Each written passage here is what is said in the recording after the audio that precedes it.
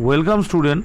आज हम जो टॉपिक डिस्कस करेंगे वो टॉपिक है लॉजिकल रीजनिंग पार्ट 2। पहले पार्ट में हमने देखा कैसे आसान तरीके से हम लॉजिकल रीजनिंग को सॉल्व कर सकते हैं।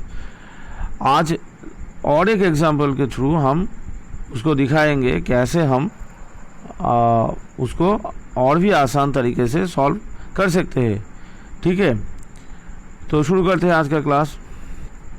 यहाँ पे एक क्वेश्चन दिया गया है। देखिए यहाँ पे 3 डायरेक्शन दिया गया है जिसके द्वारा हम एक पैसेज को सॉल्व करेंगे। पैसेज में 3 या 4 क्वेश्चन होते हैं, आप जानते हो, उसको हम सॉल्व करेंगे।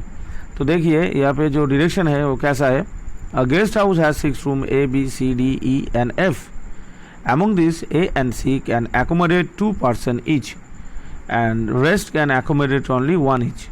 ठीक है, तो ये हो गया। उसके बाद देखिए क्या आता है। Guest 8 guest P, Q, R, S, T, U, W and X are to be kept in this room. Q, T, X are female while the rest are male. The two sexes cannot be put together in the same room. No man is willing to stay in room C and F. तीसरे direction में क्या है। P wants to be alone but does not want to stay in room B and D. S need a partner but is not ready to stay with U and W. X does not want to share her room.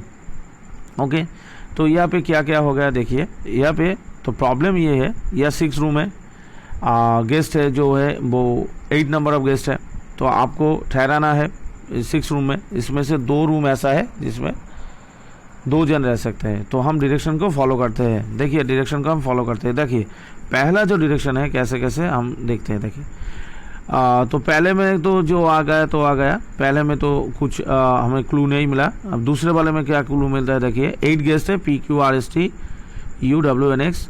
उसमें से Q, T and X ये female है, तो Q, T and X ये female हो गया। ठीक है, बाद जो उसके बाद में जो रहता है वो मेल हो गया। तो इसमें और एक क्लू है। देखिए no man is willing to stay in C and F। तो C और F ये तो इसका मतलब ये फीमेल रूम हो गया, ये फीमेल हो गया। तो फीमेल में F जो है, F में अच्छा पहले वाले में एक क्लू है। देखिए तो इसमें जो आता है A एंड C, A और C, देखिए ये इसमें 2 जन रह सकते हैं, तो इसमें C में 2 जन रह सकते हैं। ठीक है, तो 2 फीमेल इसमें आ गया, इसमें 2 फीमेल आ गए थे। देखिए और एक बात देखिए, यहाँ पे जो X है ये तो फीमेल है, और X यहाँ पे जो है देखिए थर्ड वाले में जो है does not want to share her room. तो X ये X जो है ना, X F में भी, तो X को कहाँ पे रहना पड़ेगा। X जो है उसको रहना पड़ेगा किस में, तो X को रहना पड़ेगा F में। ये सॉल्व होगा। देखिए आसानी से सॉल्व होगा। तो X में रहना पड़ेगा, X does not want to share her room, तो X को रहना पड़ेगा F में, तो हो गया।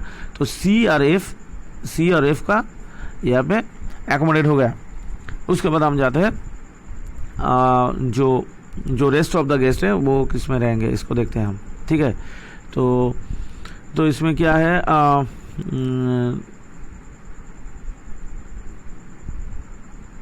अब हम जाते हैं दूसरे में, और कुछ भी क्लू नहीं दिखाई दे रहा है। अब तीसरे में जाता है। तो तीसरा क्लू है उसमें क्या, P wants to be alone but does not wants to stay in room B and D में वो रहना नहीं चाहता। तो रूम तो C होगा, F होगा, तो B और D भी हो गया, तो और कितना रूम रहेगा, A रह गया और E रह गया। अब देखिए needs B and D, S need a partner but is not ready to stand U and W. X does not, तो X का तो हो गया। तो P want to be alone but does not want to stay in room B and D में नहीं ले सकता, लेकिन अकेले रहना चाहता है। तो अकेले में A अब रूम कितना है, रूम तो है हमारे पास, रूम के A है, B है, D है, E है।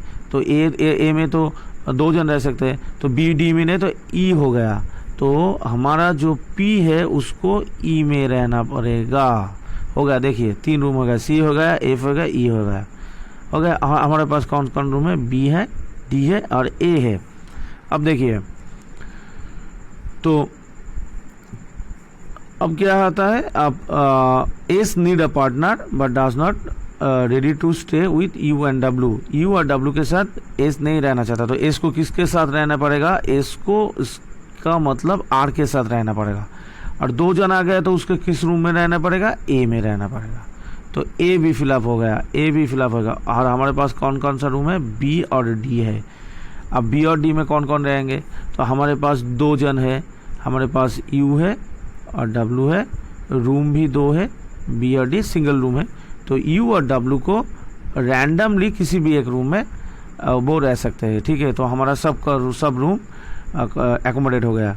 तो हम लिख लेते हैं क्यू और टी को हमने डाल दिया किस में, तो क्यू और टी को हमने सी में डाल दिया, क्यू और टी को हमने सी में डाल दिया, ठीक है। एफ को हमने एक्स को हमने एफ में डाल दिया, पी को हमने ई में डाल दिया, ठीक है, एस और आर को ए में डाल दिया, और यू और डब्ल्यू को बी और डी में रैंडमली हमने डाल दिया। अब देखते हैं क्वेश्चन को, देखते हैं कैसे हम सॉल्व कर सकते हैं। क्वेश्चन को हम देख लेते हैं। तो देखिए question, who among the following will stay in room E. तो ई में तो कह रहे हैं ई में who among the following will stay in room E में, तो ई में कौन रह सकता है, ठीक है। तो ई में कौन, किसको ई में हमने देखा, तो ई में हमारा क्या आया, ई में पी आ गया। तो ई में हमारा कौन रहेगा, ई में रहेगा हमारा पी रहेगा। Which of the following room will you stay. अब देखिए यू और डब्ल्यू किसी भी एक रूम में रह सकते, बी और डी, तो यू और बी और डी में दोनों में किसी में एक में रह सकता है। तो इसका जो आंसर आएगा, तो इसका आंसर आएगा डी, ठीक है।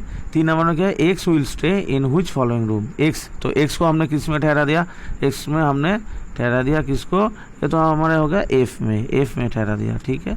तो हमारा आंसर क्या आता है, हमारा आंसर आता है एफ में।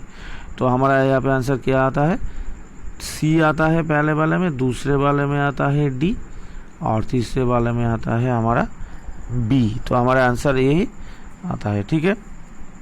तो सी आया, बी आया, डी आया और बी आया, ठीक है फ्रेंड।